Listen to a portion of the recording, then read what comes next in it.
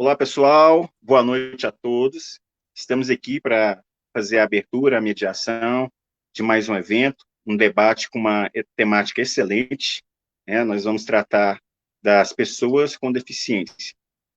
A princípio, eu vou me apresentar. Meu nome é Fabrício Magalhães, sou jornalista, sou moreno, estou usando óculos, tenho cabelo curto, muito curto, cabelo branco, estou com uma camisa de manga curta, num tom azul claro.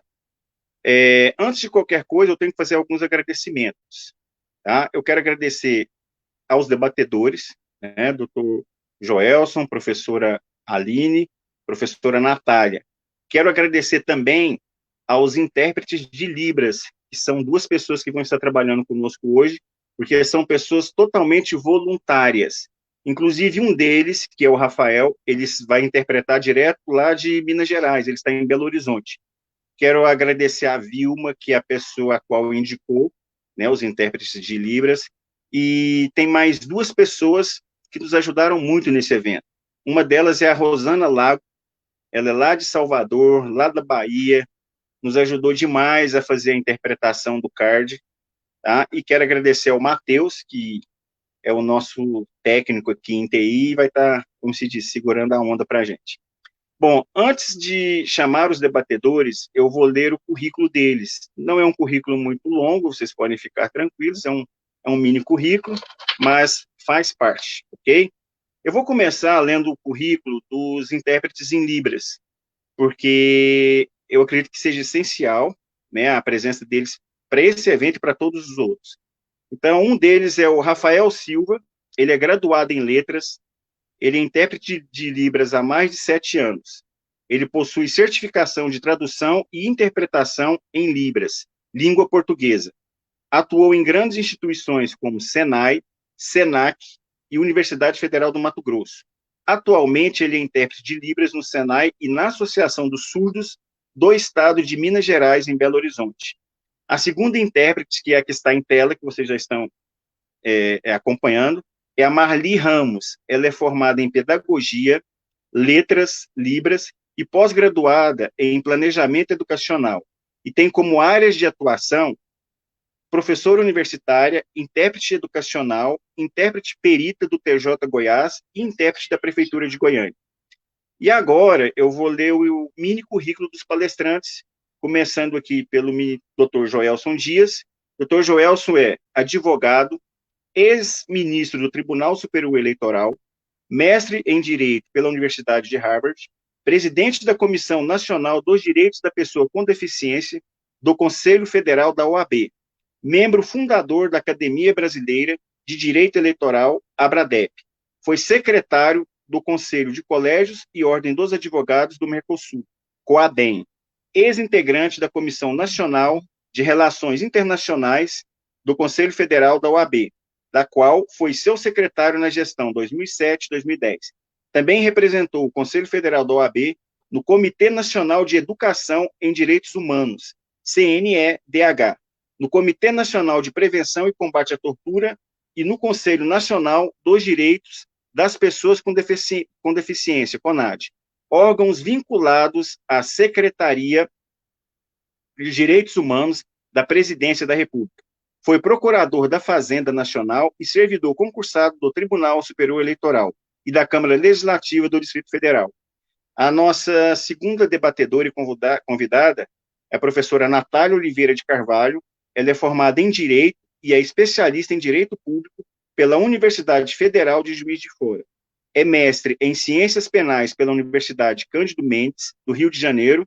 É autora do livro A Delação Premiada no Brasil, editora Lumen, Júris, 2009. É pós-graduada em Ensino à Distância pela Universidade Paulista. É advogada criminalista e professora universitária. E a nossa terceira debatedora é a professora Aline Fernandes Mendes. É formada em Direito pela Universidade Católica de Goiás, pós-graduada em Direito Civil e Processo Civil pela Universidade Federal de Goiás. É pós-graduada em Direito Tributário pela Universidade Católica de Brasília. É mestre em Direito pela PUC Goiás, doutoranda em Direito pela Universidade Estácio de Sá, professora e coordenadora adjunta da Universidade Paulista e servidora do TJ Goiás. Bom, lidos os currículos, seguindo aqui a ordem, eu abro a palavra, dou as vindas ao ex-ministro, amigo, advogado, professor Joelson Dias. Professor, você tem até 10 minutos para fazer a sua exposição do tema principal. Seu microfone está desligado, só um alerta para que o senhor possa abrir. Boa noite. Meu estimado amigo Fabrício Magalhães, é com muita satisfação e honra que participamos todos desse debate promovido Na Pauta Online sobre os mecanismos de enfrentamento da violência contra as pessoas com deficiência e os desafios da inclusão e da igualdade de gênero que temos todos nós. Você preparou com muito carinho, com muita atenção, esse nosso evento. As pessoas não imaginam a felicidade que estamos, todas nós, participar desse evento na noite de hoje, e eu digo todas nós, pessoas humanas, desse verdadeiro banquete intelectual que você nos oferece, com essas expositoras tão competentes, tão reconhecidas profissionalmente, professoras de todos nós. Eu sou o Joelson Dias, tenho pele clara, cabelos pretos, uso óculos, estou de barba, camisa branca com listas verticais azuis e rosas, sem gravata, com blazer preto e em um ambiente decorado com uma cortina marrom. Para enfrentar esse desafio, que é tratar da efetivação dos direitos das pessoas com deficiência, nós precisamos lembrar sempre que estamos a falar de mais de 1 bilhão de pessoas no mundo que convivem com algum tipo de impedimento de longo prazo, de natureza física, mental, intelectual ou sensorial, e só no Brasil 24% da nossa população, ou seja, 46 milhões de brasileiros apresentam algum tipo de impedimento. E desses brasileiros com deficiência, 53% são mulheres. Por isso, a importância, eu digo sempre, desde a nossa Constituição da República, em 88, que foi uma verdadeira mudança paradigmática em termos de sociopolítica, lançando a democracia e a justiça social a um patamar nunca antes atingido, que se fez importante, já desde a Constituição, assegurar, defender, proteger, promover os direitos das pessoas com deficiência. Basta lembrar da cláusula específica na nossa Constituição que garante o direito à igualdade, e aí, é claro, sem distinção de qualquer natureza, inclusive no que diz respeito às mulheres, ao gênero, no que diz respeito às pessoas com deficiência, e que assegurou os mais variados direitos a todos os indivíduos e também a esses segmentos sociais vulneráveis. A importância da nossa Constituição também, quando elevou os tratados internacionais, as convenções sobre direitos humanos assinados pelo Brasil, também no que diz respeito à garantia desses direitos humanos, desses direitos fundamentais, e alguns deles, inclusive com status de norma constitucional, com força, como se fosse a própria Constituição, como é hoje a Convenção da ONU sobre os Direitos das Pessoas com Deficiência. A convenção foi adotada em 2008 pelo Brasil, justamente com esse status de norma constitucional, e a sua importância é justamente porque prevê a obrigação de o Brasil adotar políticas públicas, de o Brasil adotar ações concretas para garantir os direitos das pessoas com deficiência, ou seja, não só intervir na realidade, mas inclusive modificá-la justamente para garantir a efetivação de todos esses direitos. O propósito da Constituição, portanto, é garantir o princípio da não discriminação, justamente para promover a igualdade de oportunidades. E dentre os princípios da nossa Convenção da ONU, importante para esse nosso debate, não só a garantia da autonomia individual, da independência, da liberdade de escolha das pessoas com deficiência, é para isso que garantimos todos esses direitos, é para isso que falamos de acessibilidade, inclusive eleitoral, é para isso que falamos de inclusão, justamente para que as pessoas com deficiência, como qualquer outra pessoa na sociedade, possa também agir, atuar, exercer os seus direitos com a mais absoluta autonomia individual, independência e liberdade de escolhas.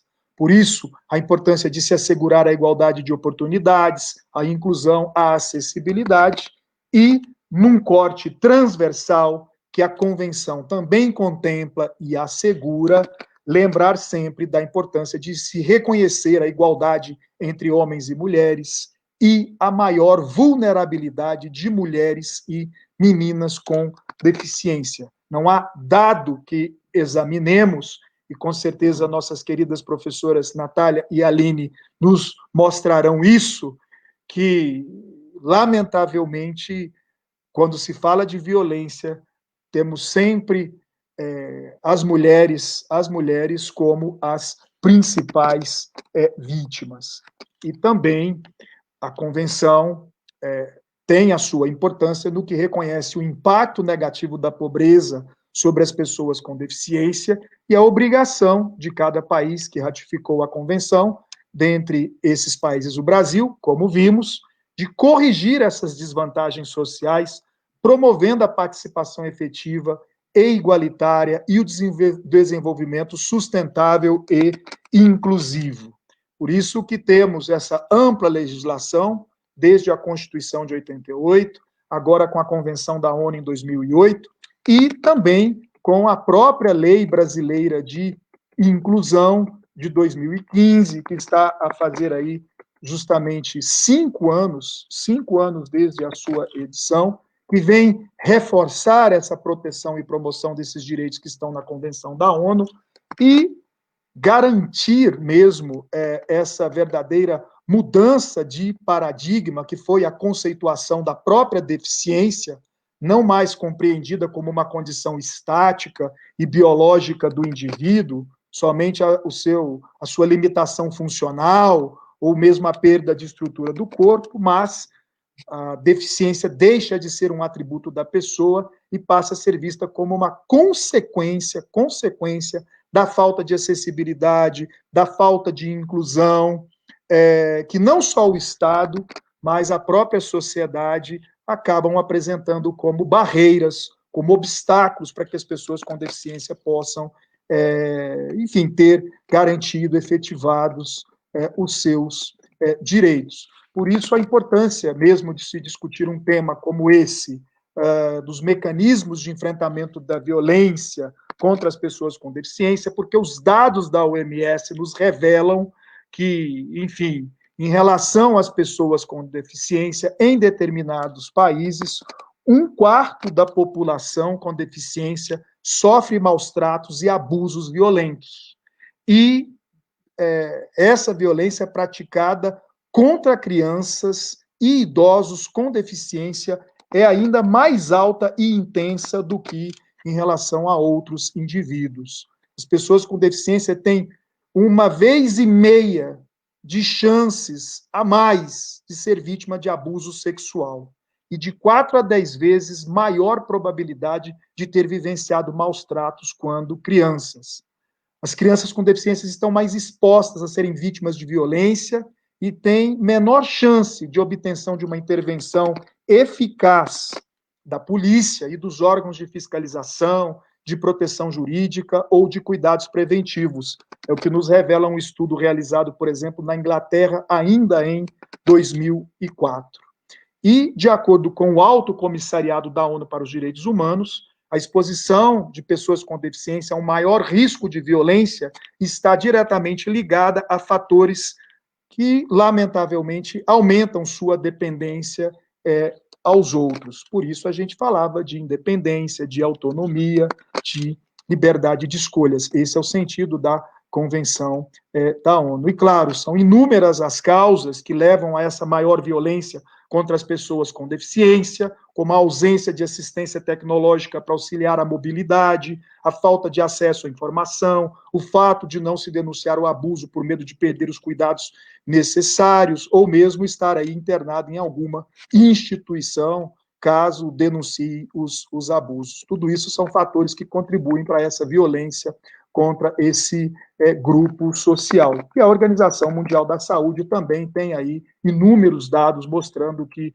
o uso da força física ou poder ou ameaça na prática contra si, outra pessoa ou contra o grupo da comunidade que resulte ou possa resultar em sofrimento, morte, dano psicológico, desenvolvimento prejudicado ou privação, estaria aí como requisitos, elementos na definição desse conceito de violência pelo qual passam as pessoas com deficiência, com as ameaças, a intimidação, a negligência, os atos de omissão e todo tipo de abuso físico, sexual e psicológico. Esses me pareceram alguns dados importantes para começar esse nosso importante debate, mas, ao mesmo tempo, mostrar que temos, sim, uma proteção normativa firme, segura, com a Convenção da ONU sobre os Direitos das Pessoas com Deficiência, com a Lei Brasileira de Inclusão, as recomendações do Comitê da ONU sobre os Direitos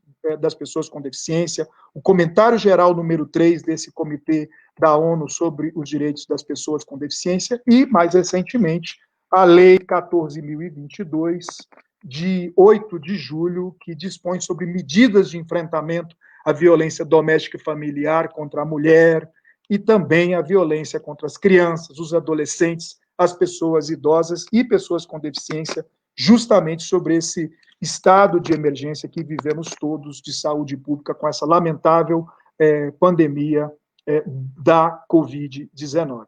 Eram essas as minhas considerações, ansioso por ouvir as nossas queridas professoras Natália e Aline, e depois, quem sabe, acrescentar um pouquinho mais no profícuo debate que certamente virá depois dessas brilhantes exposições que agora acompanharemos.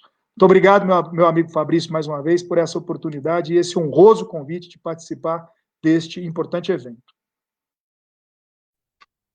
Obrigado, ministro.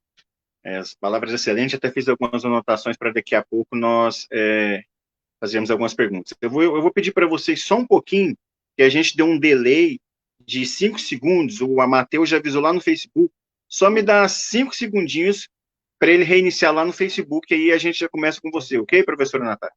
Ok? Bom, agora que nós já escutamos o ex-ministro Joelson Dias, uma exposição excelente, vamos passar para a professora Natália.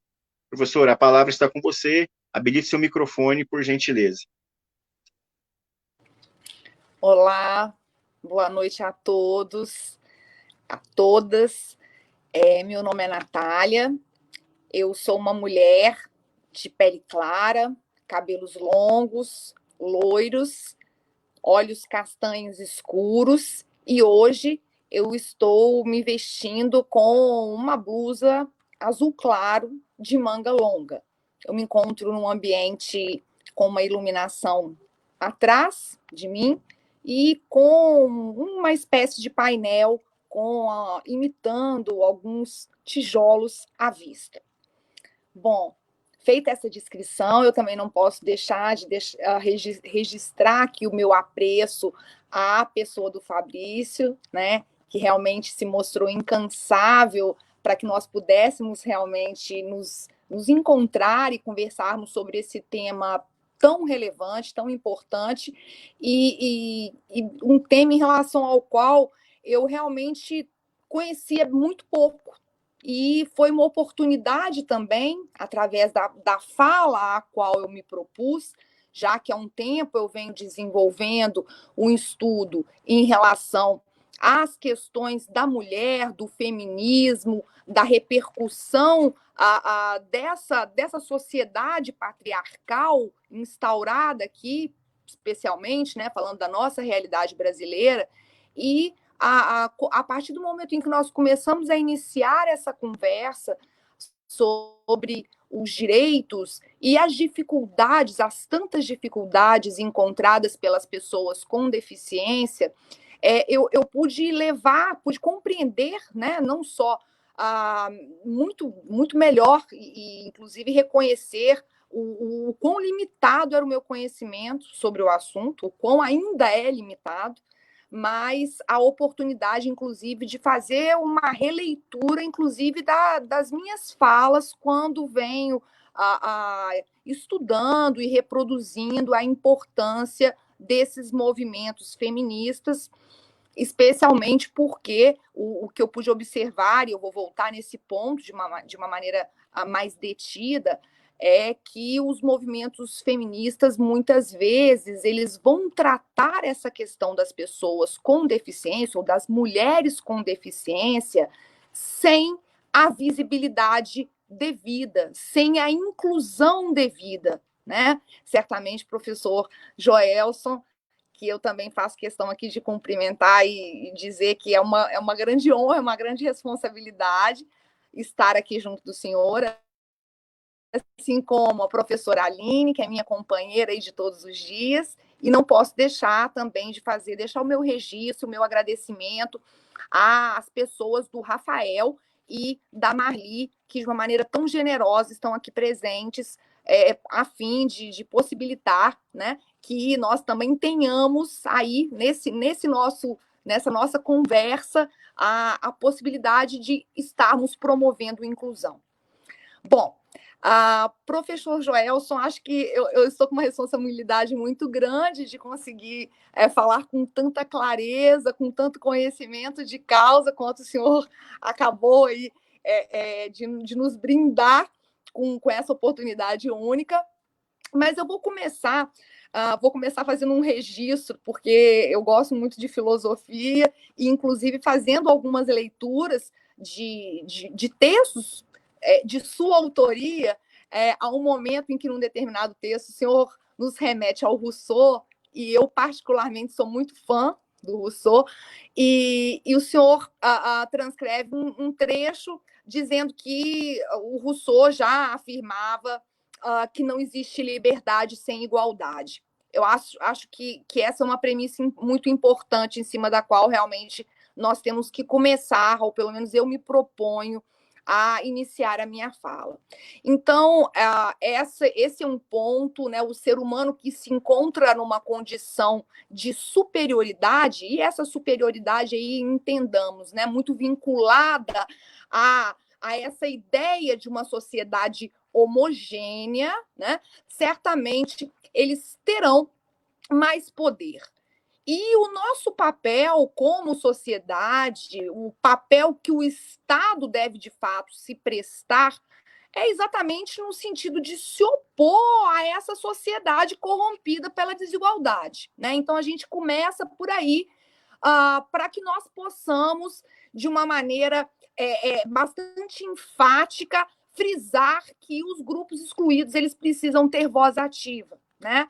Então, isso vale tanto para a questão das pessoas com deficiência, quanto especificamente também em relação às questões de gênero, né, no que diz respeito à mulher, e a mulher com deficiência, que acaba sendo duplamente vitimizada, como o doutor Joelson há pouco mesmo destacou, com muita propriedade, porque nós verificamos essa violência atingir de uma maneira muito direta e numa proporção ainda maior as mulheres e as meninas também com deficiência.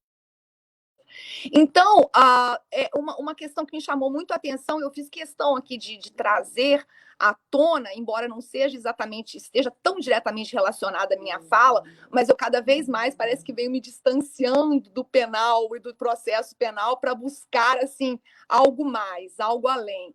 E eu achei muito interessante essa discussão no sentido de se falar da garantia da acessibilidade política às pessoas com deficiência.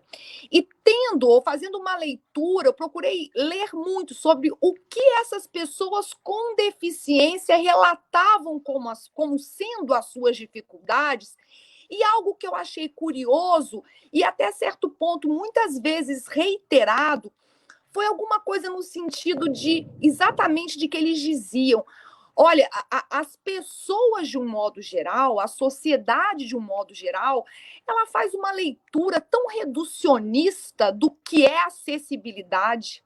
Acessibilidade não é rampa. E eu encontrei exatamente essa fala em inúmeros depoimentos, em inúmeros relatos, desabafos de pessoas com deficiência. Porque, às vezes, de fato, e se todos nós realmente pararmos para pensar, como isso é pequeno, né?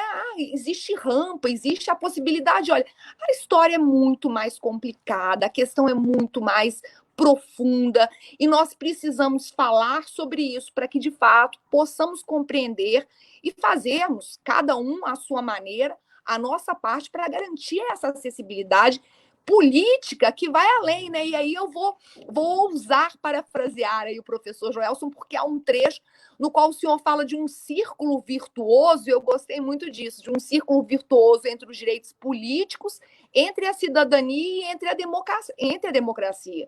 Porque são todos direitos indissociavelmente vinculados e que têm, inevitavelmente, que ser observados, que ser assegurados, para que nós possamos realmente vislumbrar uma mudança fática nessa situação que se encontra instaurada. E se a gente for além, é só porque eu não sei se o nosso tempo aqui permite, mas eu tive a oportunidade até de historicamente tentar compreender um pouco dessa questão.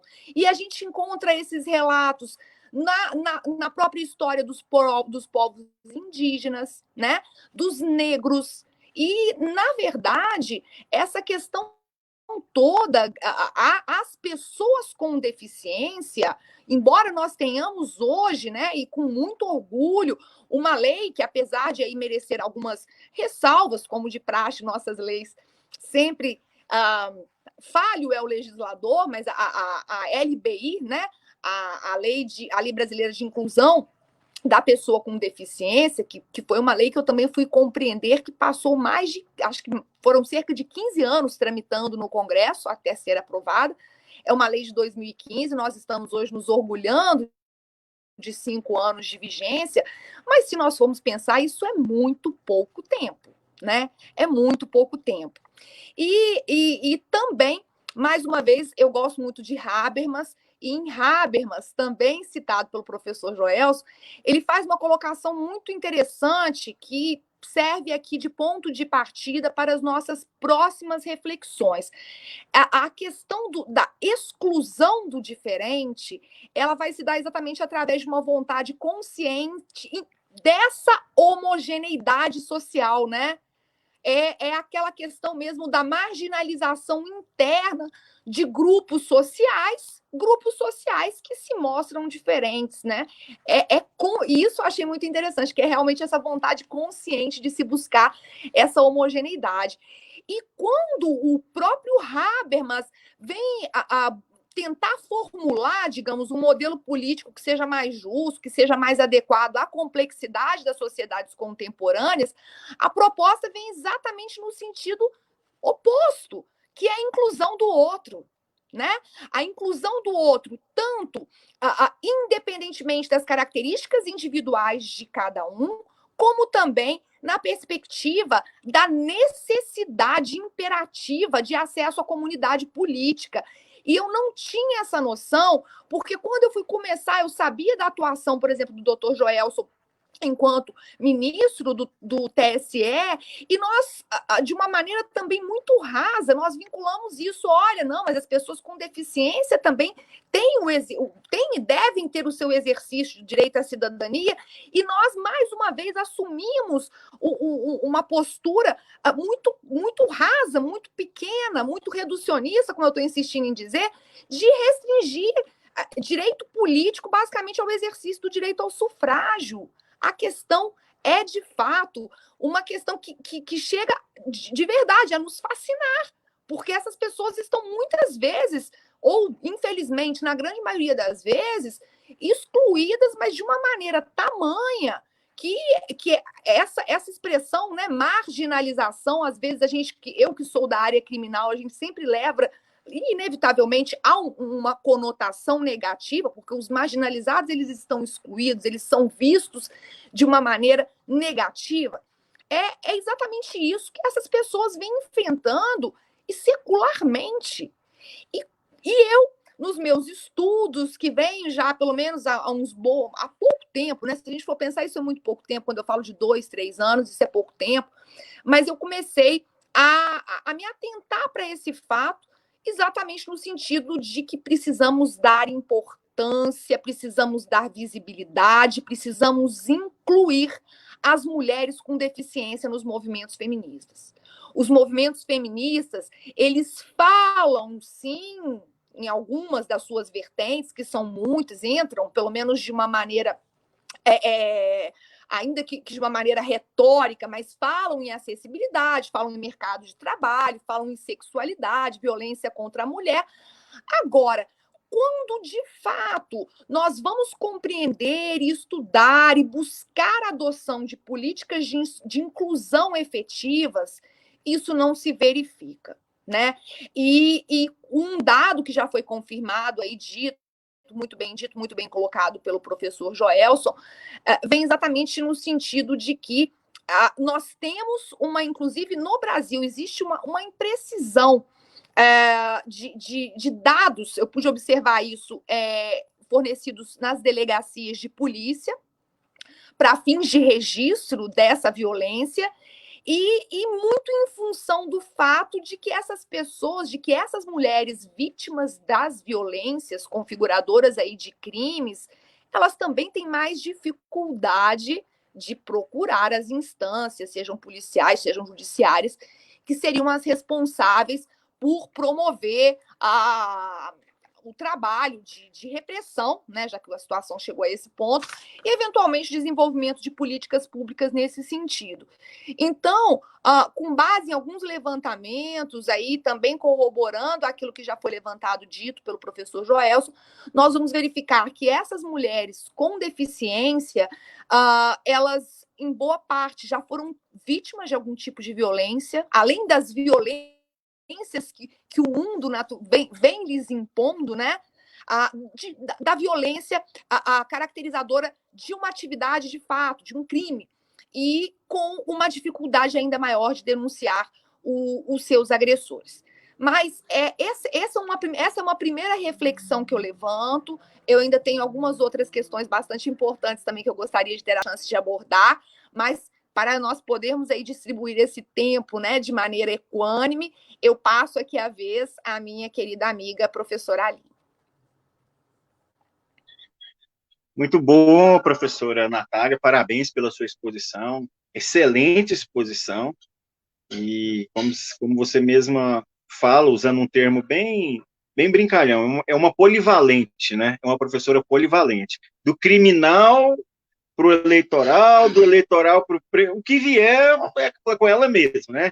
Bom, professora, agora eu passo para a Aline Mendes. Professora, você tem 10 minutos para sua exposição. Esse latido é do meu cachorro, tá? É o Bob, tá, gente? Então não repare que eu estou em casa, é o Bob.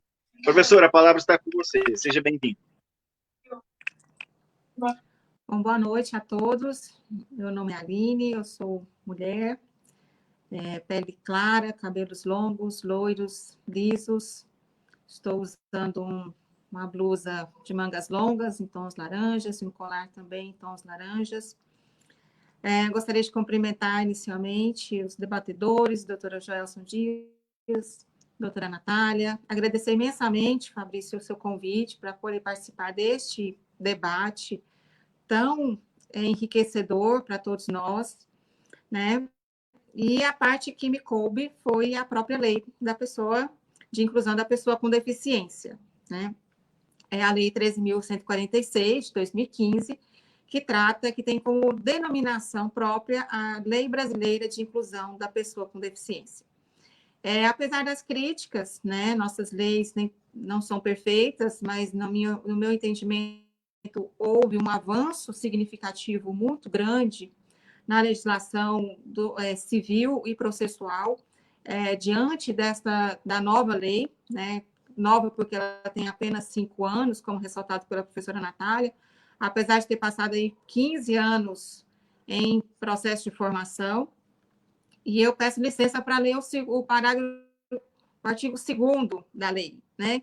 Então, essa lei trata como considera-se pessoa com deficiência aquela que tem impedimento de longo prazo de natureza física, mental, intelectual ou sensorial, o qual tem interação com uma ou mais barreiras, pode obstruir a sua participação plena e efetiva na sociedade, em igualdade de condições com as demais pessoas.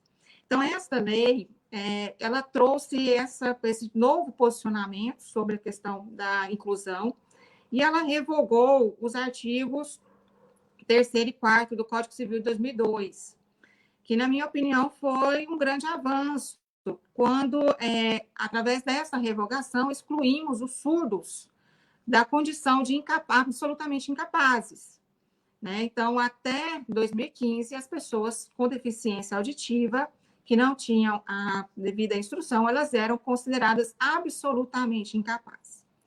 E isso, para mim, ela sempre foi um incômodo, como civilista, como processualista, porque eu entendo que uma deficiência, né, ela não pode tornar uma pessoa incapaz.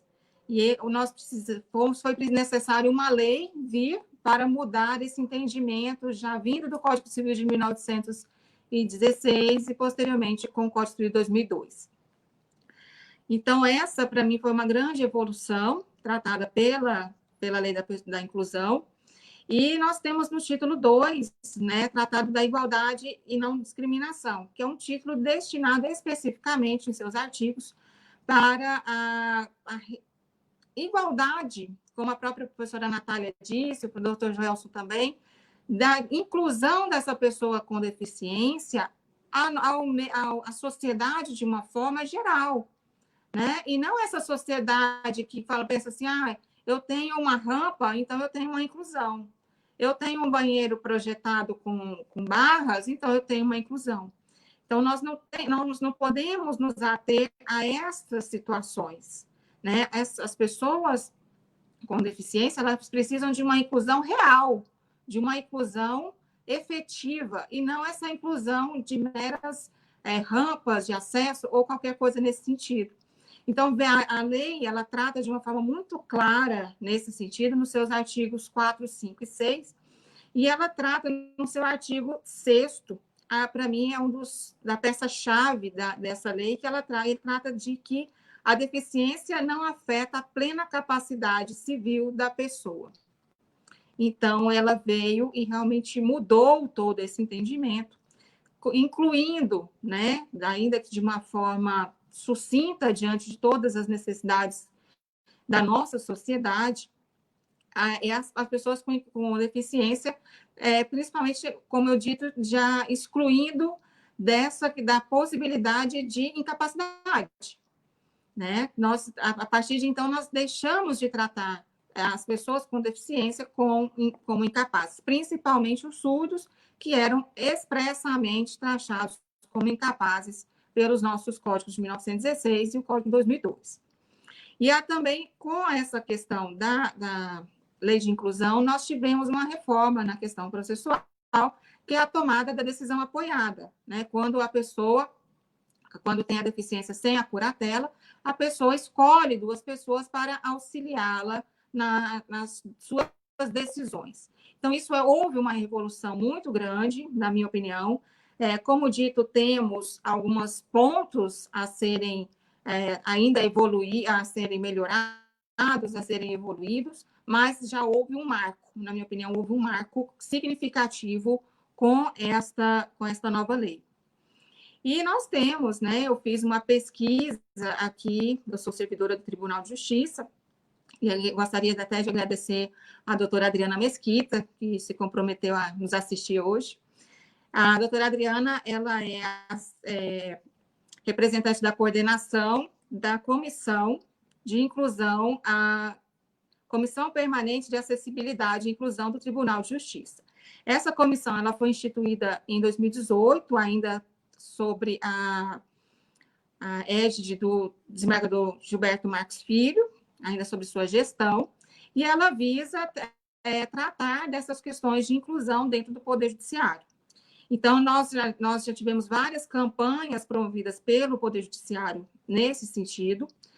No ano de 2019, nós tivemos no mês de setembro a campanha, né, do mês verde e amarelo, que era o mês da inclusão. Por que setembro? Porque no dia 21 de setembro comemora-se o Dia da Inclusão das Pessoas com Deficiência, né, da luta contra a discriminação das pessoas com deficiência, e por isso o tribunal escolheu este mês de setembro para o lançamento da sua campanha e das suas palestras. Hoje, essa comissão ela é presidida pela doutora Cirlei Martins, e tem tido também grandes avanços em relação à inclusão das pessoas com deficiência dentro do Poder Judiciário, né? A própria lei, ela trata da possibilidade de prioridade na tramitação dos processos, né, no seu artigo 9º, para as pessoas que são, as pessoas com deficiência que são partes ou interessadas naqueles feitos. Então, esses feitos, a partir de 2015, passaram a ter um ganho na questão quanto à tramitação. E também temos as comissões da UAB, Goiás, hoje presidida pelo meu querido colega, professor Diego Magalhães, né? Foi um prazer. Nós já nos conhecíamos e hoje trabalhamos juntos na Universidade Paulista, e ele me passou uma série de informações sobre isso. Então, a Comissão de Direitos para a Pessoa com Deficiência da OAB, ela é uma comissão que luta efetivamente pelos direitos das pessoas com deficiência.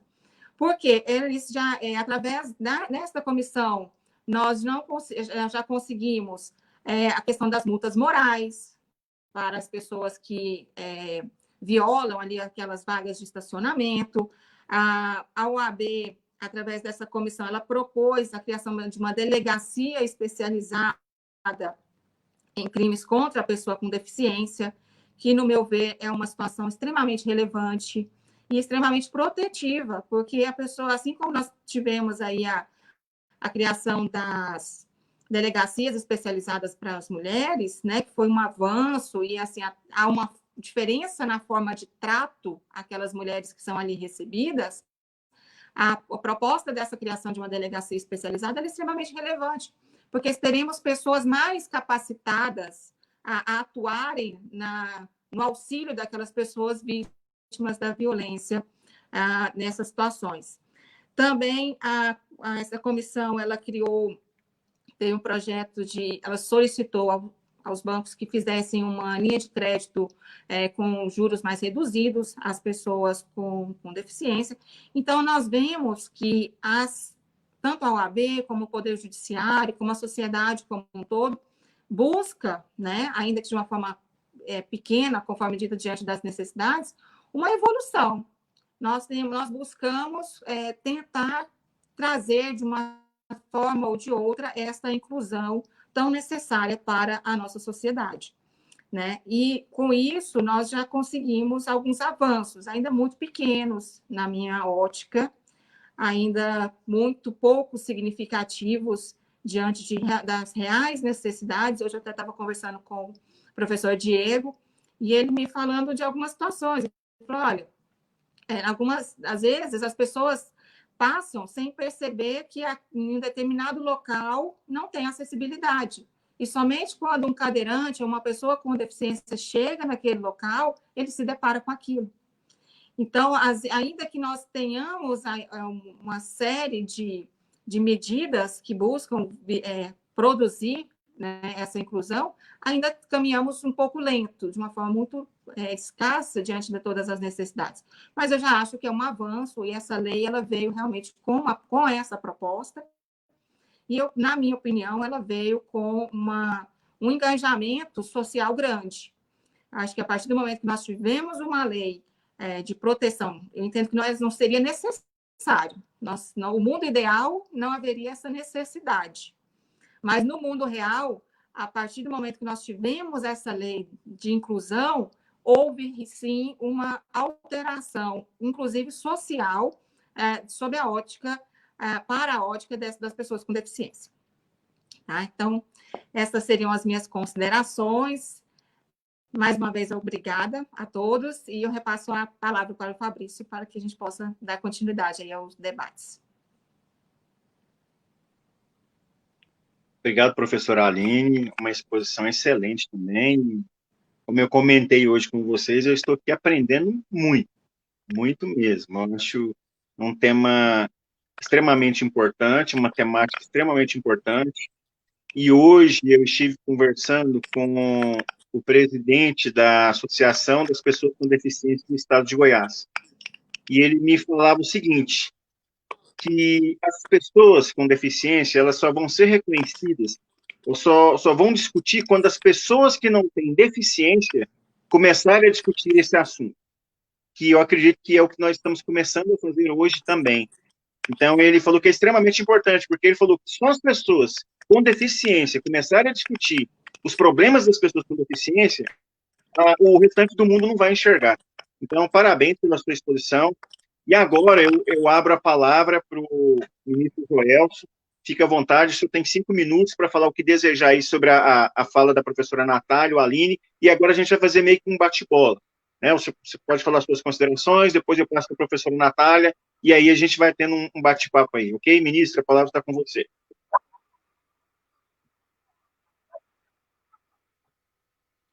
Eu fico bem feliz, porque aquilo que eu dizia, né, que Natália e a Aline nos brindariam com brilhantes exposições por conta da competência profissional, acadêmica e da própria experiência, né, realmente se mostrou concreto, verdadeiro.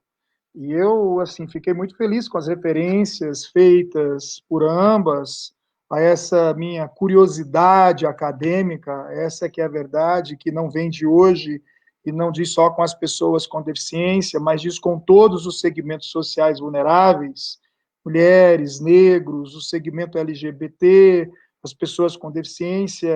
E aí, meu amigo Fabrício, justamente por conta dessa minha concepção de sociedade, de democracia, de república. Eu costumo dizer nas minhas aulas que a Constituição, se tivesse só a primeira página, do artigo 1º ao 4º, nem precisaria mais dos outros dispositivos, porque não dá para entender essa proposta que nos faz a Constituição de república, de Estado democrático de direito, de cidadania, de pluralismo político, de dignidade humana, se não for de maneira sustentável, se não for de maneira inclusiva. E aí, 2 lemas de fundamental importância das pessoas com deficiência. Nada sobre nós sem nós, ou seja, participação política é mais do que a cada 2 anos, a cada 4 anos, comparecer às urnas, votar e ser votado. Direitos políticos é muito mais do que isso, porque além do direito ao voto, votar e ser votado contempla também essa participação política. E no caso das pessoas com deficiência, seja por força da Convenção da ONU, seja, no meu entendimento, pelo que já está na nossa Constituição desde 1988, o direito de serem ouvidas. Ou seja, não é só fiscalizar a implementação das políticas públicas, mas de efetivamente participarem desde a sua concepção, desde o seu desenho, desde a definição do orçamento, desde a definição das prioridades. Justamente por 2 motivos: para que se tenha em conta os seus anseios, os seus interesses e os seus direitos, mas para que elas, que vivem esse difícil cotidiano, recheado, lamentavelmente, de desafios, no que diz respeito à eliminação dessas barreiras, para que, não obstante as suas limitações funcionais ou até mesmo perda da estrutura do corpo, possam exercer todos os seus direitos em igualdade de condições com as demais pessoas, e porque elas têm o conhecimento, a experiência, enfim, de como fazer e fazer melhor para que possamos incluí-las e garantir todos os recursos de acessibilidade necessários. Eu digo sempre, professora Natália, que pouco importa a linha filosófica que se queira seguir, mais liberal política, é claro, porque o liberalismo econômico, o neoliberalismo, com toda essa austeridade financeira, com todos esses recursos destinados ao pagamento mais dos encargos da dívida pública do que para garantir saúde, educação, transporte, lazer e inclusão e acessibilidade. Mas, enfim, seja qual for a sua linha dentro desse liberalismo político mais progressista, mais conservadora, qualquer dessas escolas que se adote, Rawls, Dworkin, Dow, Habermas e mesmo Chantal Mouffe, o que veremos é que não dá mais para se pensar num mundo que não seja de inclusão, de participação de todos os cidadãos, de que se possa garantir ali oportunidade equitativa para que todos esses segmentos sociais vulneráveis, de maneira concreta, substantiva, também possam ocupar uma função pública, também possam influenciar nos resultados das decisões políticas. Ou seja, participar em igualdade de condições com os demais participantes do processo político, ter as mesmas chances de chegar ao governo, e justamente porque vivemos aí nessa multiplicidade de vozes, como nos lembra Chantal Mouffe, nessas sociedades pluralistas, contemporâneas, complexas, a mais não poder. E, claro, eu queria assim, trazer alguns dados para que se possa compreender por que se faz tão necessária essa maior participação política da mulher, porque os números são constrangedores, são vergonhosos. Apesar das mulheres serem mais de 51% da população, mais de 52% do eleitorado, mais de 44% dos filiados a partidos políticos, na Câmara dos Deputados, sabemos todos, não passam de 15% de representantes. E isso nessa legislatura, porque na legislatura anterior não chegavam a 10%, não passavam de 9,9%. E por isso que qualquer pesquisa que se faça entre países latino-americanos, países caribenhos, o Brasil aparece ali sempre nos últimos lugares. A média da América Latina é de 28,8% de mulheres nas câmaras de deputados, ou seja, quase 30%.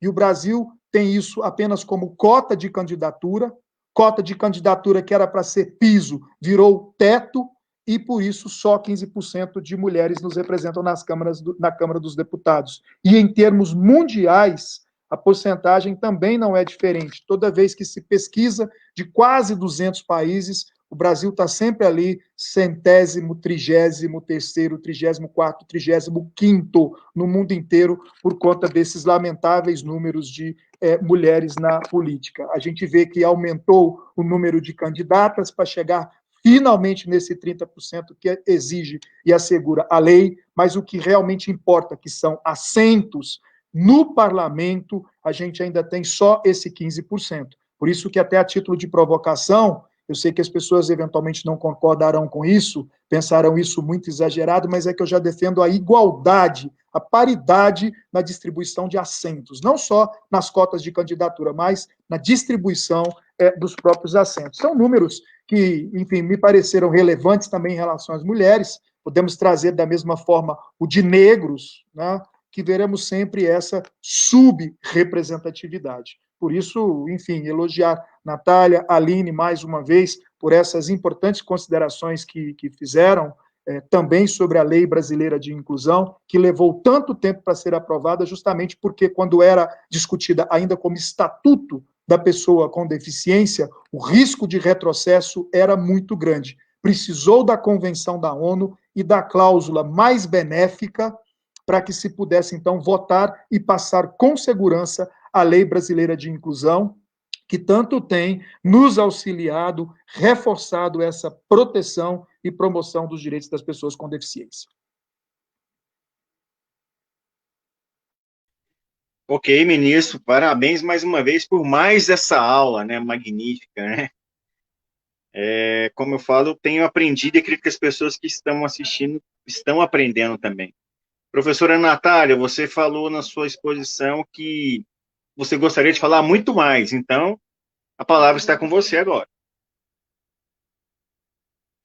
não muito mais, né, para que as pessoas não fiquem cansadas, mas eu vou só aproveitar aqui um gancho com que o doutor Joelson acabou de falar agora sobre essa questão da subrepresentatividade, seja das mulheres, sejam dos negros, e eu vou aproveitar mais uma vez até para que a gente possa reconhecer as coisas boas e que tem funcionado, né? Hoje nós temos a Djamila Ribeiro, eu gosto muito dela. Djamila Ribeiro hoje é uma mulher negra que durante umas boas semanas, não sei informar dados exatamente dessa semana, mas ela esteve aí como campeão, o pequeno manual antirracista dela teve como campeão de vendas, né, no Brasil. Ela, numa outra obra, em que ela fala muito dessa questão do racismo que a gente carrega na linguagem, e aí transportando isso para um universo maior, ela fala muito da questão de lugar de fala e lugar de representação. E é exatamente isso que o Dr. Joelson está dizendo, né? O lugar de fala, todos nós temos, tanto que estamos aqui falando sobre pessoas com deficiência. Agora, precisamos do lugar de representação, seja em relação às mulheres, seja em relação aos negros, seja em relação às pessoas com deficiência. Isso sim, isso de fato é o exercício, sim, pleno de cidadania. Isso de fato é se compreender, e aqui eu acabo sempre, quando a gente vai falar dessa questão da cidadania, no campo do direito penal, existe um professor que ele foi meu orientador no mestrado, então eu acabo sendo suspeita sempre para gostar muito das colocações que ele faz. E ele falava muito dessa questão que hoje a gente tem até um conceito de cidadania que até certo ponto ele pode ser entendido numa ótica privada, né? Privatização da cidadania, porque você precisa estar muitas vezes erigido ao status de consumidor dentro dessa lógica, inclusive, que nós estamos tratando, né? De uma sociedade neoliberal, de uma perspectiva de um Estado, econômico, que adote uma ou outra postura, mas essa é uma questão importante. Então, aproveito para falar da Djamila Ribeiro e falar de lugar de representação, que é exatamente isso que a gente está querendo tratar. Voltando aqui rapidamente a esse ponto que eu disse para vocês, então, nós temos um movimento feminista que vem crescendo. No Brasil também, a gente não há como negarmos que isso também é uma história recente, que o feminismo no Brasil ganha vigor principalmente a partir do período da ditadura militar, né, como uma maneira de contraposição tanto ao regime, à ordem política vigente, quanto também no sentido aí de insurgência ao papel de desigualdade designado pela mulher, ou papel incumbido à mulher pela sociedade naquela época, mas eu acho que nós temos que frisar muito isso, e inclusive esse é um compromisso meu agora nos meus estudos, nas minhas lutas, nas minhas falas, porque, de fato, essa dupla vulnerabilidade da mulher com deficiência, né? Que nós já temos aí uma questão de gênero, que todas nós mulheres sabemos o quanto isso é pesado, e você, além disso, tem que encarar também, além de atingida, né? Por mais um estereótipo, por mais um tipo de prática, de forma que eu acredito que há uma premência no sentido da inclusão, sim, dessa pauta das pessoas com deficiência, das mulheres com deficiência nessa luta social aí que pretende promover essas quebras de paradigmas. Importante nós destacarmos a Lei 11.340 de 2006, que é a Lei Maria da Penha, exatamente porque a Maria da Penha ela é um símbolo de uma mulher com deficiência, né? De uma mulher que foi vitimada e acabou por se tornar uma mulher com deficiência. Voltar a essa questão no sentido de que a pauta da mulher deficiente, portanto, não se resume a essa ideia, muitas vezes oriunda do senso comum, de acessibilidade se restringir a rampas, a banheiros com determinadas comodidades que permitam utilização por cadeirantes ou coisas do tipo, e falar de um conceito que eu também recentemente tive contato e realmente muito me interessou, que é exatamente o que eles vêm falando, ou vêm chamando de acessibilidade atitudinal. Essa acessibilidade atitudinal é exatamente a atitude, é perceber o outro, perceber o outro sem preconceito, sem estigmas, sem estereótipos, sem discriminação. Porque o Fabrício, agora há pouco, né, veio nos relatando essa conversa que ele teve, e as próprias pessoas com deficiência, ou representantes de uma dessas associações, dizerem exatamente que de fato, isso vai. A luta é nossa, né? A luta é nossa, a luta também precisa ser nossa.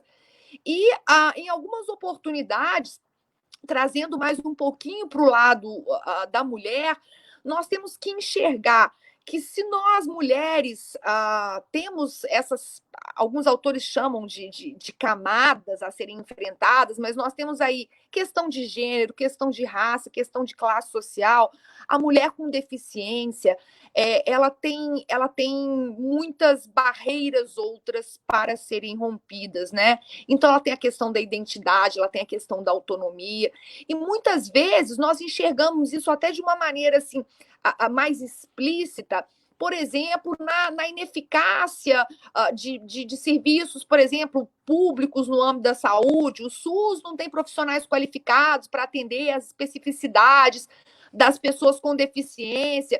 Eu li alguns relatos sobre mulheres, por exemplo, cadeirantes, que precisavam submeter um exame de mamografia, não existia nenhum tipo, tanto de aparelhos especializados nesse tipo de exame, de rotina na vida de uma mulher, assim como profissionais.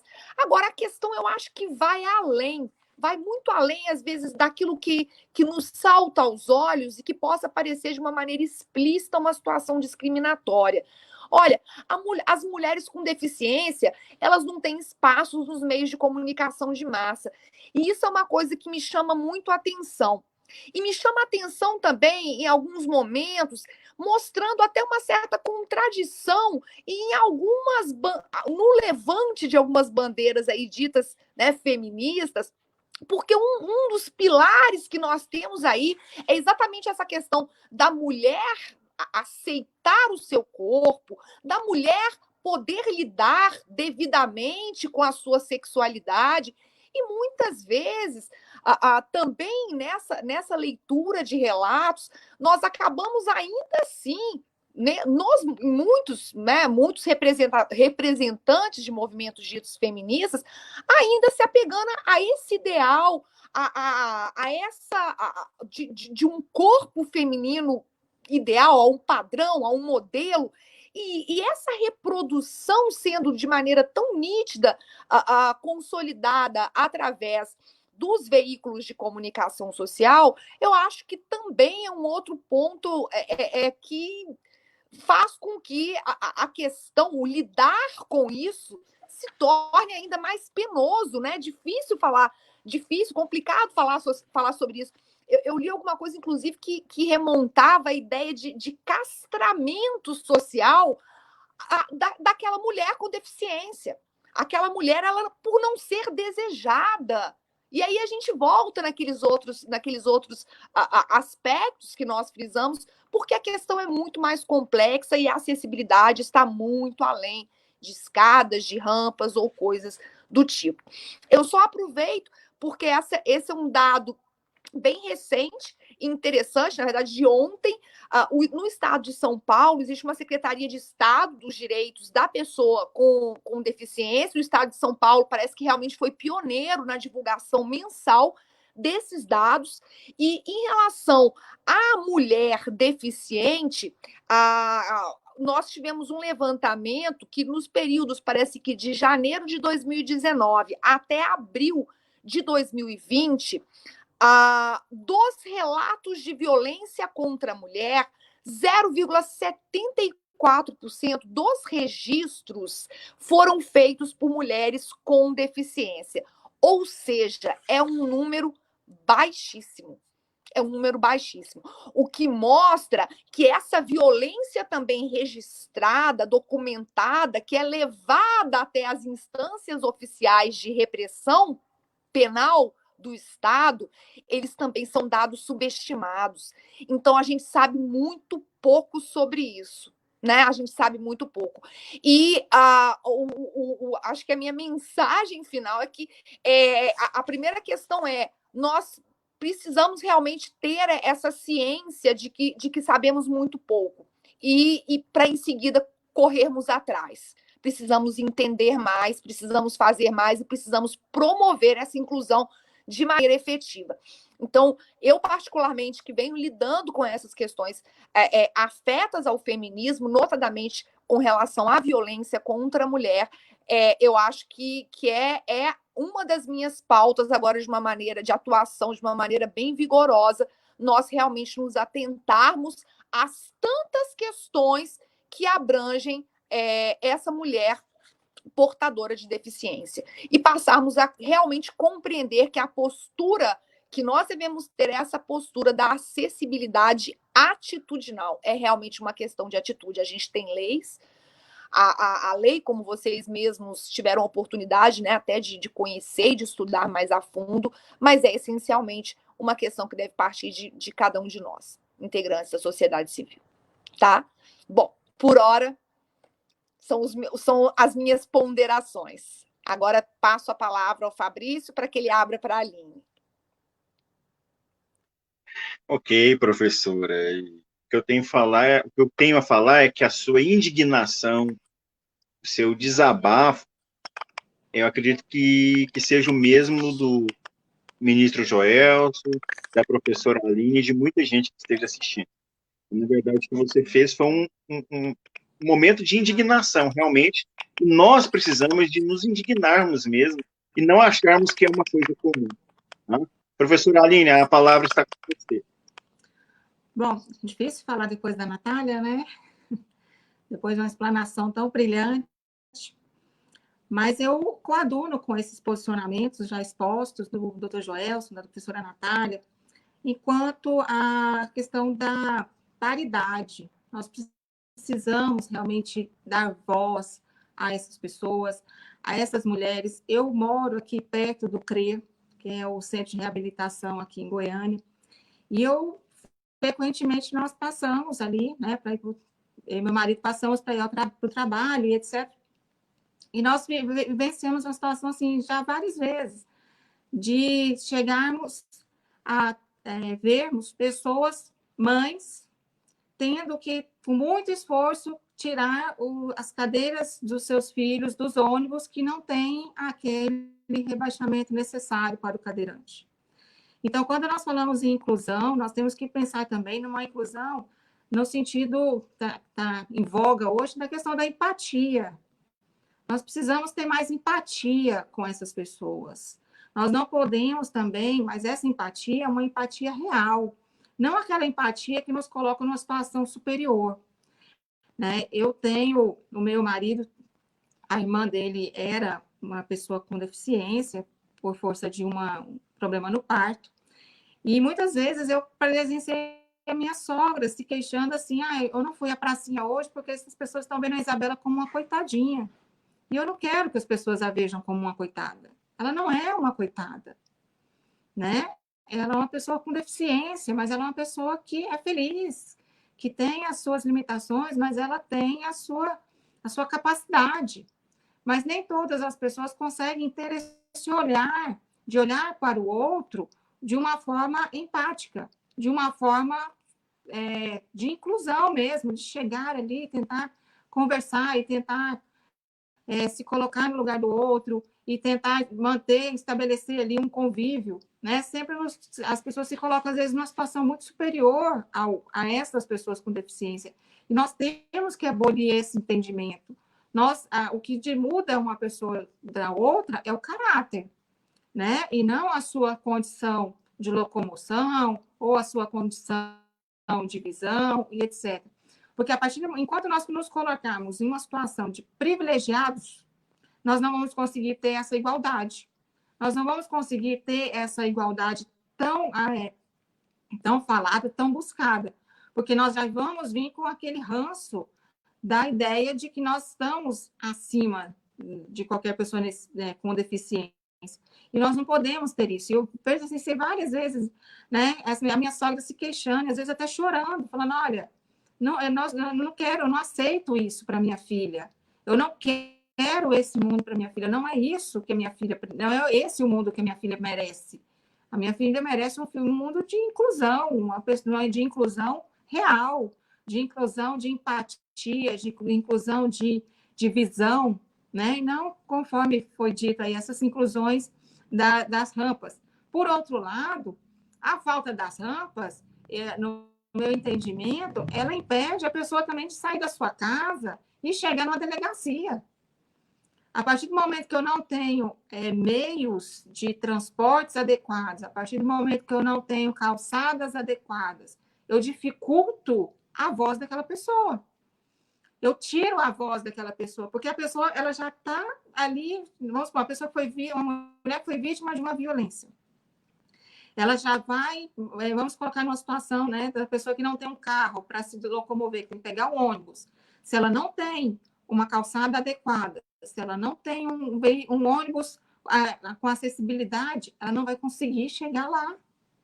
Ou se ela for conseguir, ela vai conseguir com muito mais esforço, com muito mais dificuldade, o que muitas vezes faz com que aquela pessoa desencoraje, fala, nossa, não, vou chegar lá, vou ter todo esse desconforto, vou ter todo esse trabalho, vou chegar lá e as pessoas às vezes nem vão se importar com o que eu estou falando. Então, quando a gente fala em inclusão, é essa inclusão real, né? Da empatia, da inclusão moral, da inclusão social. Por quê? Porque essas pessoas precisam de voz. Mas a partir do momento que nós também não temos, né, assim, as rampas de acesso, as calçadas acessíveis e etc., nós não conseguimos dar voz a essas pessoas, porque nós não conseguimos dar mobilidade.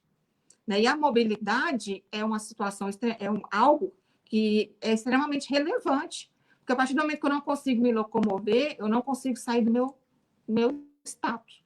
Eu não consigo sair de dentro da minha casa, eu não consigo sair e na rua gritar por socorro. Porque eu vou chegar na rua, eu tenho uma calçada que não está apropriada. Eu vou chegar na rua, eu tenho um degrau que não está apropriado, eu não vou conseguir essa voz. Então, quando a gente fala da lei, né, ela tem as suas dificuldades, mas até na minha conversa com o professor Diego hoje, nós tratamos disso, na questão da acessibilidade dentro da própria universidade. Ele falou assim, olha, Aline, eu preciso fazer uns relatos, né, ele como professor, de que na universidade, apesar de haver toda a campanha, todo um processo de instalação de meios de acesso aos cadeirantes, não está efetivo. Ainda nós temos que evoluir. Então, se nós pensarmos que dentro de uma universidade nós ainda temos algumas limitações, nós imaginemos uma situação como um ponto de ônibus, como um terminal de ônibus, né? As pessoas, para chegarem ali, elas já têm que sair. A pessoa que chega ali, ela já tem que estar extremamente motivada. Porque se não estiver tão motivada, na primeira dificuldade, ela já vai se cansar. Ela já vai dizer, não, deixa, vamos continuar como está. Então, nós precisamos também dessa forma de acessibilidade para darmos voz a essas pessoas, que é extremamente relevante. Né? Quando o professor Joelson falou das questões da ONU, a professora Natália destacou aí as questões feministas, eu acho que tudo isso é extremamente relevante, e nós precisamos realmente dar voz às pessoas, nós precisamos dessa inclusão, nós precisamos dessas pessoas vindo das suas residências para o mundo exterior, para que nós possamos ouvi-las. Né? Mas se elas, com essa tamanha dificuldade que elas têm de acesso até o seu destino final, eu acho que isso torna-se muito mais difícil para que nós consigamos essas ideias, né? Nós consigamos atingir esse nível de evolução que nós buscamos. Então, eu já faço até um apelo aí a essas associações que continuem lutando por essas questões de acessibilidade. Porque sem a acessibilidade, nós também não conseguimos chegar à efetividade na questão da voz, da palavra, da paridade. Nós não conseguiríamos ter paridade se nós não tivermos aí, inicialmente, um projeto efetivo de acessibilidade. Então, acho que são estas as minhas palavras por enquanto. Retomo aí para o Fabrício, para que ele possa dar continuidade.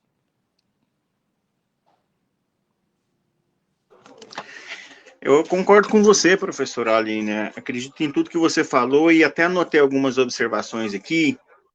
que elas servem para a nossa reflexão. A pessoa com deficiência hoje, ele não é só uma pessoa com deficiência física. Nós temos que nos atentar para as pessoas que têm a deficiência auditiva, para as pessoas que têm uma deficiência na fala, as pessoas que têm uma deficiência, inclusive, visual. E um dos maiores problemas que nós enfrentamos no Brasil é esta falta de sensibilidade, tanto dos entes públicos como também de alguns entes privados. Muitas pessoas vão a algum hospital, por exemplo, público, que seja, vamos colocar aí uma UPA, e não tem um atendente com língua de sinais. Às vezes a pessoa tem uma deficiência auditiva ou de fala, como que ele vai ser atendido? Ele vai embora. Ele está passando mal, ele vai embora. E o pior de tudo é a discriminação que as pessoas têm com isso. Então, eu acredito que escolas particulares, universidades particulares também, públicas, e vários órgãos públicos, eles têm que começar a se atentar a isso. Não é só a rampa, igual vocês falaram. A rampa vai resolver parte do problema para as pessoas que têm uma deficiência, que são cadeirantes. Mas e as pessoas que têm problema na fala, pessoas que têm problema de surdez? Então, eu acho que nós temos que começar a nos atentarmos a isso também. Antes de eu passar a palavra aí para vocês, eu gostaria de fazer uma provocação para os três. Tá? São só 3 perguntinhas. E aí, eu vou abrir para o doutor Joelso, depois para a doutora Natália, a professora Aline. O que fazer? Como fazer e a quem recorrer? Com o senhor, a palavra com o senhor, doutor Joelso. Primeiro, começar com eventos como esse. Esse tipo de discussão, de debate, de reflexão, de conscientização é de fundamental importância. É isso que a Convenção da ONU quer e tem um capítulo inteiro dedicado à conscientização. Ou seja, o próprio Estado brasileiro tem a obrigação de fomentar iniciativas como essa, promover o debate, justamente para uma maior conscientização, não só sobre esses direitos, como, enfim, as medidas que podemos adotar para a efetivação desses direitos, e, no caso da sua violação, até os mecanismos e as instituições à disposição da sociedade, das vítimas, das pessoas com deficiência e seus familiares, para a efetiva reparação de tais violações. A professora Natália, coberta de razão também nessa sua afirmação de que a falta de dados concretos, objetivos, reais, dificulta a intervenção das autoridades, dificulta uma melhor definição dessas ações e políticas públicas e, consequentemente, compromete o próprio gozo, o próprio exercício dos direitos das pessoas com deficiência.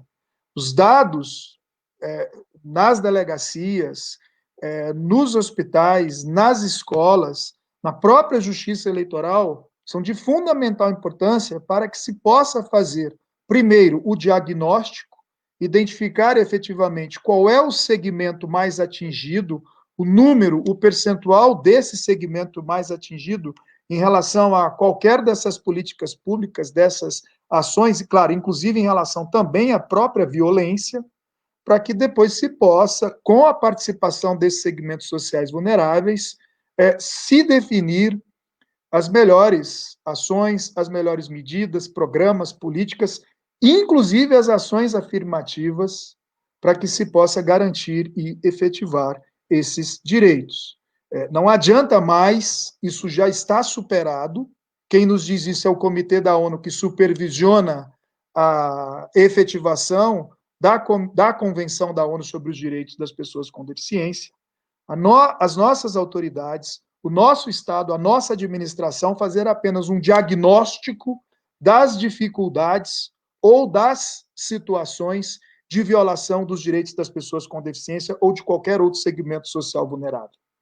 Precisamos mudar essa cultura para que tenhamos cada vez mais grupos de trabalho, comissões e os próprios conselhos municipais, estaduais e nacional de direitos humanos, dos direitos da pessoa com deficiência, da criança e do adolescente, de saúde, funcionando, com recursos, com pessoal, com dinheiro e recursos para a sua capacitação e treinamento, inclusive, sempre de maneira paritária, para que sociedade e governo possam, de mãos dadas, numa ação coordenada, concertada com S e com C,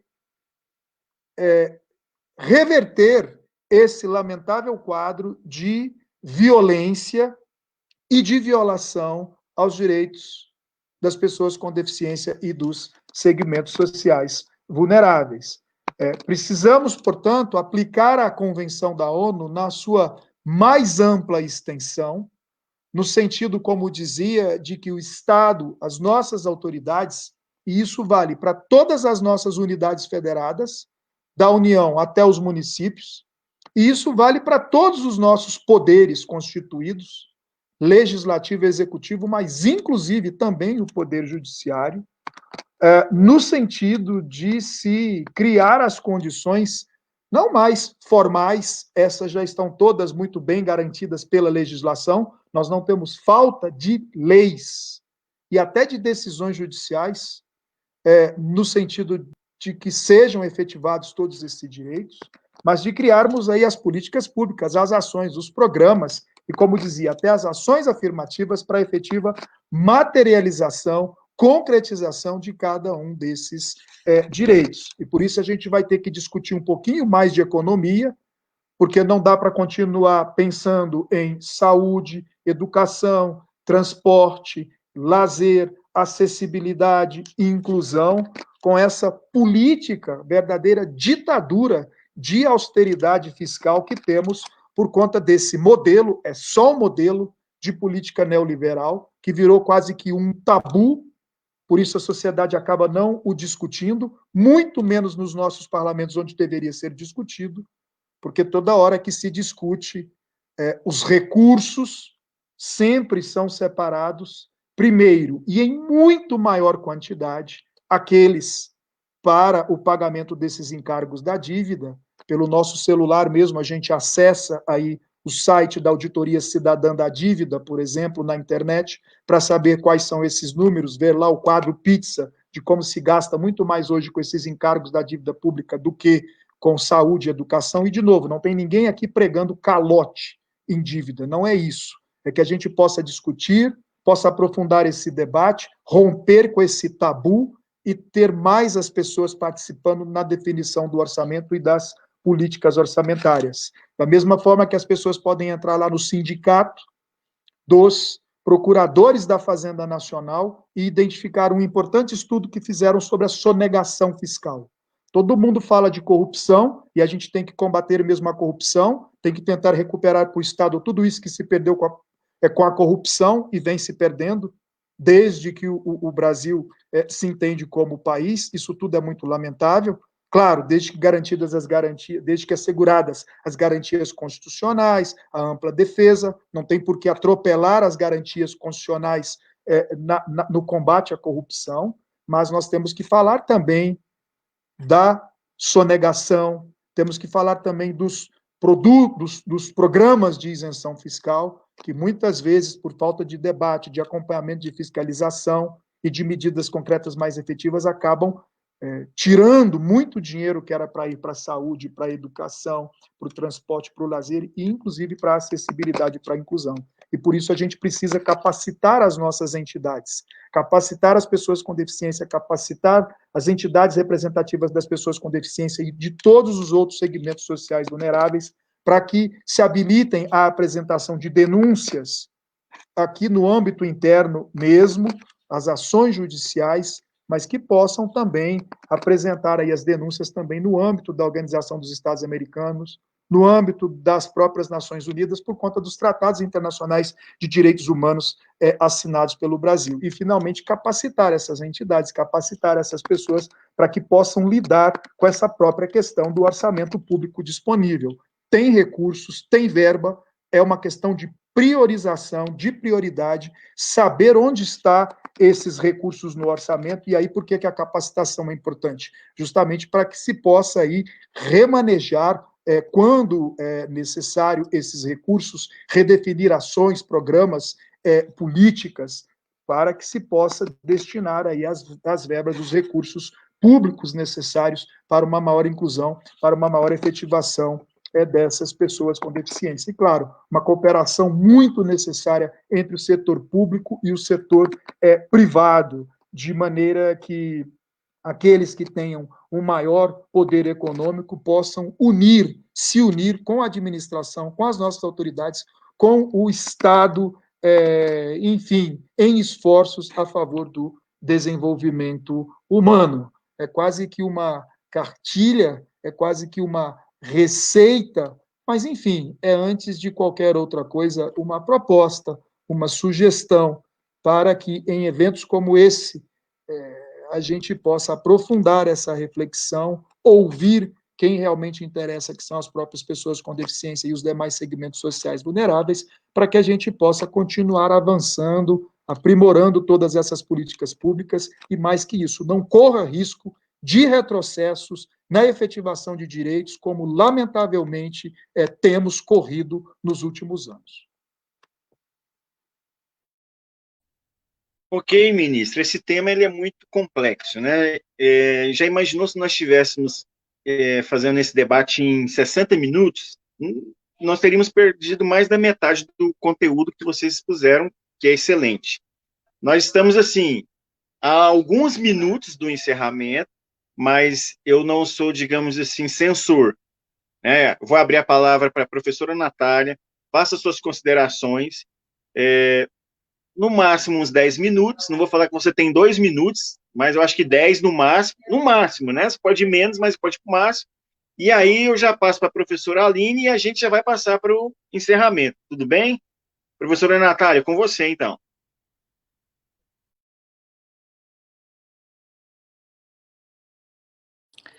Gente, vocês estão me ouvindo? Eu estou sem som, eu não estou conseguindo ouvi-los.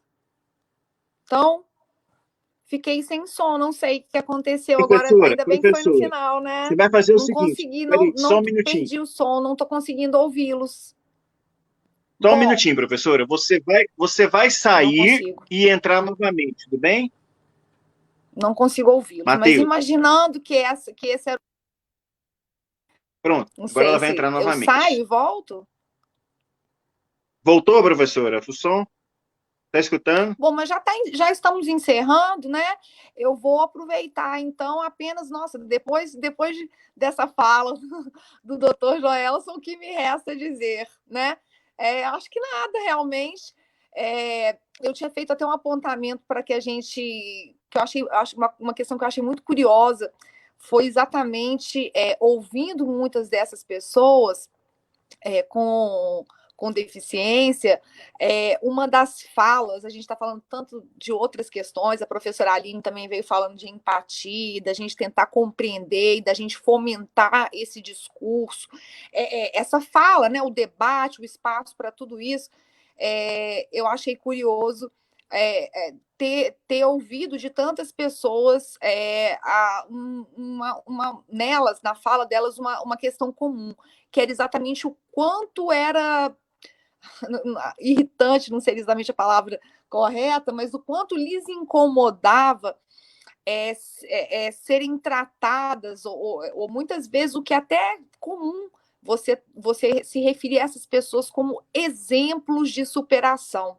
Eu achei isso muito interessante, isso me chamou a atenção, porque elas não querem ser entendidas, elas não querem ser lidas, elas não querem ser vistas como exemplos de superação, né?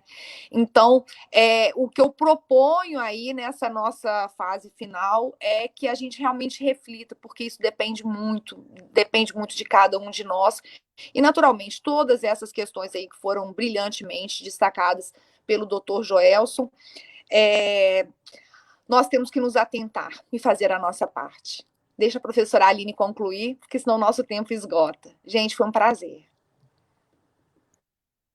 Professora Aline, a palavra é sua. Você pode fazer suas considerações, depois eu volto para o encerramento, tudo bem? Bom, você fez 3 perguntas, né? O que fazer, como e para quem? Acho que o primeiro passo aí é desmistificar o tema, Nós não podemos ver esse tema como um tema tabu, assim, aquele tema que ninguém pode falar sobre ele. Ao contrário, nós temos que debater sobre ele.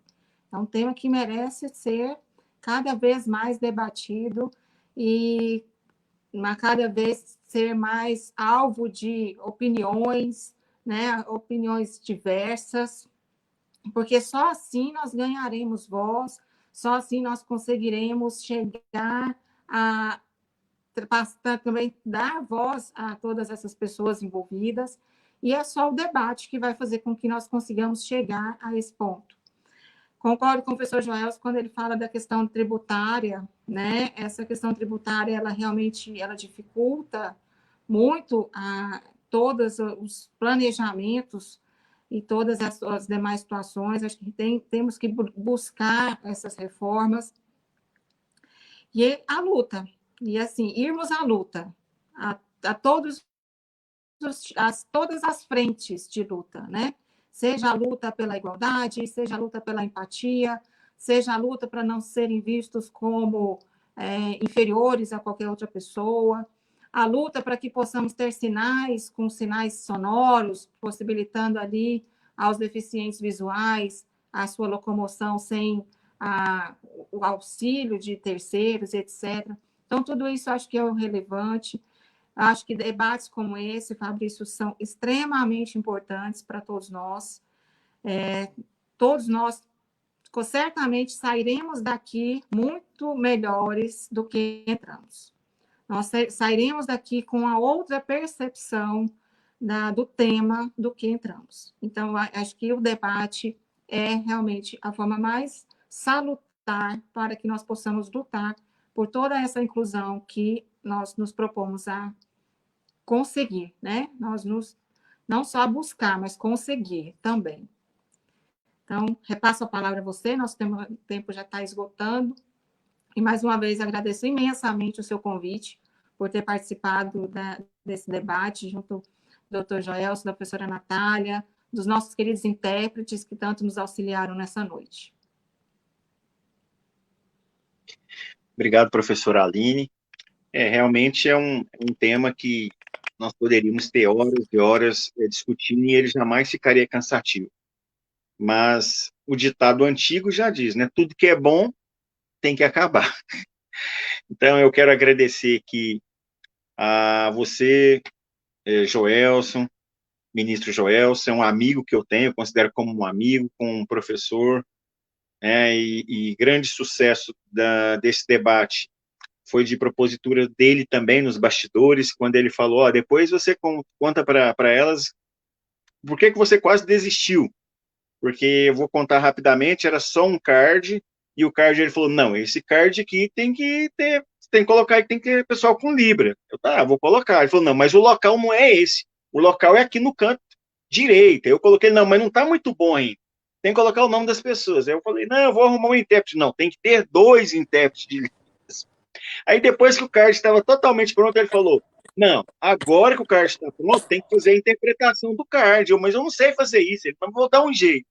Então, Joelson, obrigado, eu agradeço demais, e é uma causa que eu comprei para mim também, você sabe, nós já conversamos isso, né, no privativo, pode contar comigo, com todo o meu apoio nessa questão aí.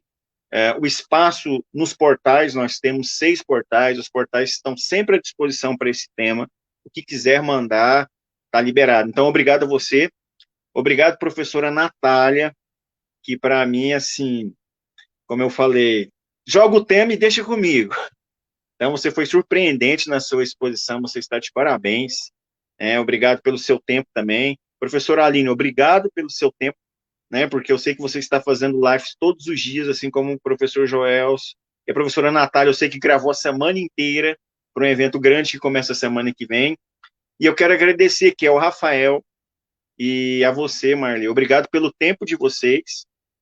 E antes de eu pedir para que cada um de vocês, em 1 minuto apenas, agradeça as pessoas, eu gostaria que a Marli abrisse o microfone dela e o Rafael também, para que as pessoas vejam que vocês têm voz também. Eu gostaria das considerações de vocês, Marli e Rafael.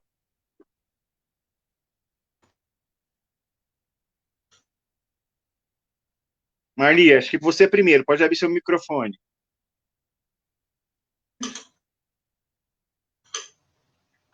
Olá, boa noite, estão todos me ouvindo? Então, meu nome é Marli, eu sou intérprete de Libras, também trabalho como perita lá no TJ, né? Nós, às vezes, vamos nos encontrar. Sou formada em Pedagogia e em Letras Libras, atuo como intérprete na área educacional, também na área criminal, e estou nessa caminhada. Né, não há como não sensibilizar, né, quando a Aline trouxe para nós também a questão que não é só rampa, não é só arquitetônico, não é só a acessibilidade na questão da arquitetura, é também a questão do surdo. O surdo diz que ele tem uma deficiência invisível. Você vê um cadeirante, você vê uma pessoa com deficiência visual, mas o surdo não. E às vezes o surdo ele está num órgão público, ele não tem voz, ele não tem o intérprete ali para ajudá-lo, e ele volta para casa sem a solução do seu problema. Um detalhe, as mulheres com deficiência, as mulheres surdas, são grandes vítimas assim. Elas vão ao médico e elas não conseguem se expor, falar do seu diagnóstico, do seu mal-estar, ela volta para casa envergonhada, ela desiste de ir ao médico. Isso quando não tem um intérprete ou não tem um parente que acompanha. E aquele problema, às vezes, era mínimo, era pouca coisa, e se torna um problema tão grave que pode levar até a morte. Então, assim, obrigada, eu me sinto honrada por estar aqui, um tema maravilhoso, eu gostei muito, e o que o professor Joelson disse, que quando os não deficientes lutam pela causa, aí sim nós vamos fazer uma grande revolução. Então, deficientes e não deficientes lutando pela mesma causa. Muito obrigada, Fabrício, obrigada ao Rafael, que está aí me traduzindo, a Natália, esse jeito maravilhoso de explicar, a Aline, professor Joelson, é um prazer e muito obrigada. Obrigado a você, tá? Rafael, as suas considerações aí, o que você gostaria de falar, fica à vontade. Boa noite a todos. Deixa eu me apresentar aqui rapidinho, né? Meu nome é Rafael, sou formado em Letras pela Unip, sou intérprete de Libras há um pouquinho mais de 7 anos, e desde muito novo sempre tive contato com a comunidade surda, né? Então, desde os meus 13 anos, eu tenho contato com a Libras e com a comunidade surda. Então, a docência, a língua sempre esteve viva dentro de mim desde muito novo, né? Quando a gente fala de luta pela causa, a gente não inclui só a pessoa surda, né, no caso. Quando a gente fala de pessoa com deficiência, a gente fala de pessoa, né, não é nem só a deficiência, a gente fala de pessoas.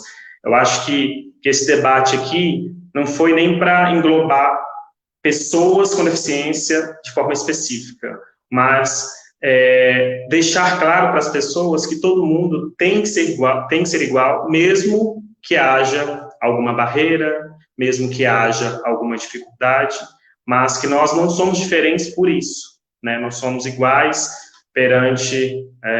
devemos ser iguais, né, perante a sociedade, mesmo tendo que enfrentar ou ter um pouquinho de dificuldade.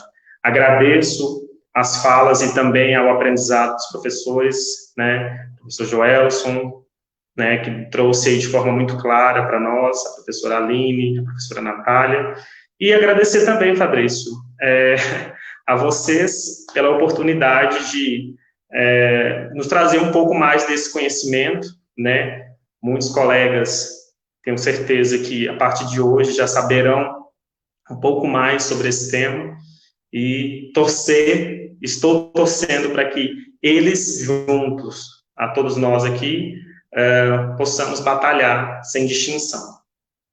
Obrigado. Obrigado, Rafael, mais uma vez. E agora a gente vai partir para o encerramento, só que agora eu vou fazer o contrário. Vocês têm 1 minuto, cada um de vocês. Vou começar pela professora Aline. Aline, assim que você terminar, eu já passo para a professora Natália. Professora Natália, você já passa para o professor Joelson. Eu não falo mais, agora é com vocês. Professora Aline.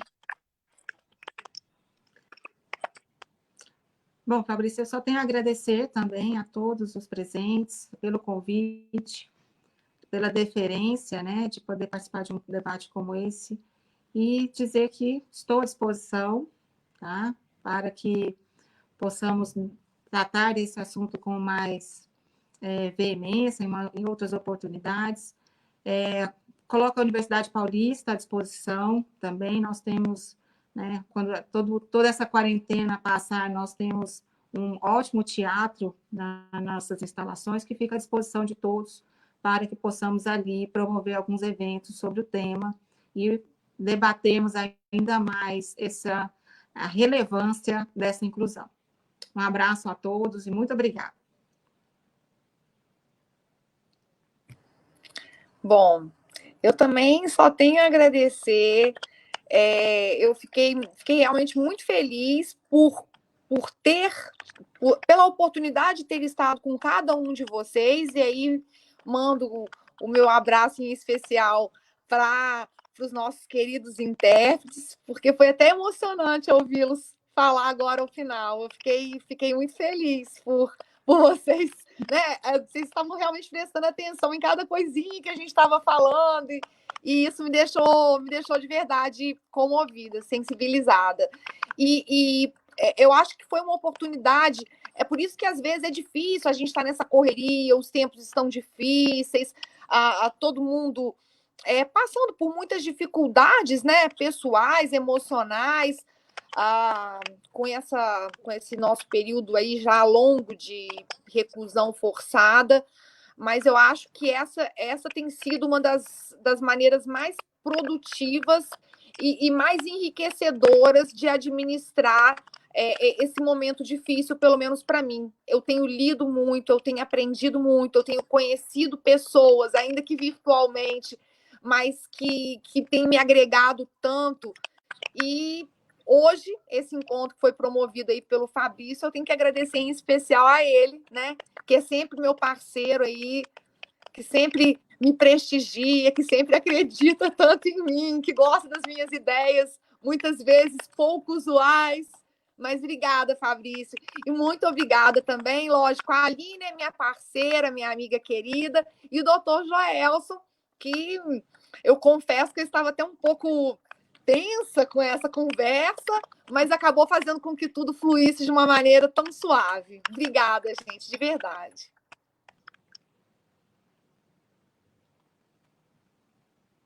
Bom, eu já havia alertado que isso aqui seria um verdadeiro banquete intelectual, graças à experiência, à competência profissional dessas nossas queridas professoras, e não poderia deixar de dizer, então, da minha satisfação, que foi ter participado desse evento, já na expectativa de que possamos renovar aí outras tertúlias como essa, de verdadeiro enriquecimento como pessoa, profissionalmente, de todos nós. Agradecer aí o querido presidente da Comissão dos Direitos da Pessoa com Deficiência da UAB Goiás, tão citado e muito bem na intervenção da professora Aline, que é o nosso querido Diego Magalhães. Agradecer também a participação indispensável, insistir muito com o Fabrício quanto a isso, e agora tenho certeza que ele vê isso com a realidade, o efeito concreto de tudo isso, de Marli Ramos, de Rafael Silva, e, claro, lembrando também do nosso Matheus Ávila, da equipe técnica, que permitiu a nossa reunião nessa plataforma virtual.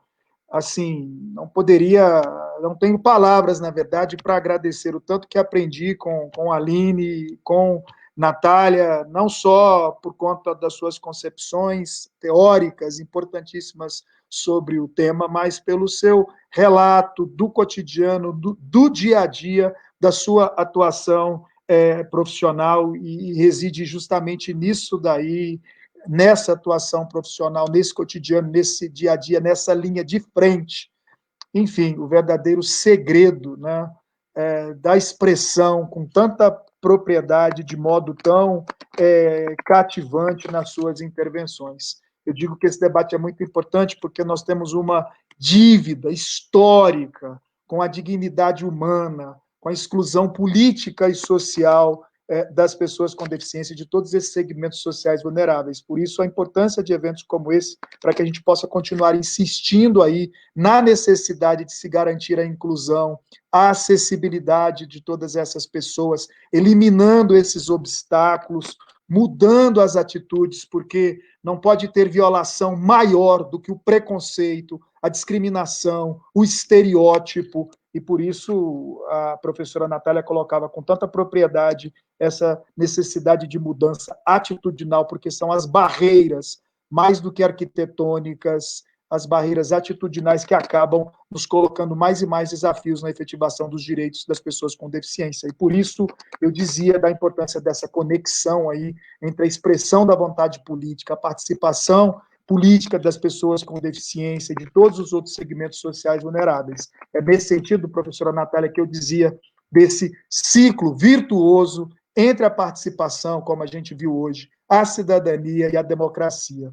O indivíduo se fortalece enquanto cidadão, mais do que como consumidor, e mais fortalecido, participa cada vez mais, solidificando, então, essa nossa cultura democrática e, hoje, mais do que talvez concretizando, preservando o nosso Estado democrático de direito. Receba os meus mais efusivos abraços virtuais, meu querido amigo Fabrício Magalhães, na expectativa de que, muito brevemente, passada essa lamentável pandemia, a gente possa se reunir presencialmente para dar continuidade a esse nosso importante evento.